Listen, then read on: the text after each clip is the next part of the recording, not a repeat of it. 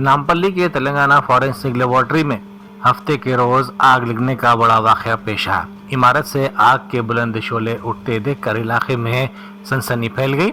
इत्तला मिलते ही fire brigade की गाड़ियां फौरी तौर पर वहां पहुंची और आग पर काबू पाने की कोशिशें बड़े पैमाने पर शुरू कर दी गई। चूँकि ये फॉरेंसिक लेबोरेटरी है जहां अहम शवाहिद और हसास केमिकल्स मौजूद होते हैं, इसीलिए इंतजामिया और पुलिस की जानिब से इंतहाई एहतियात बरती जा रही है।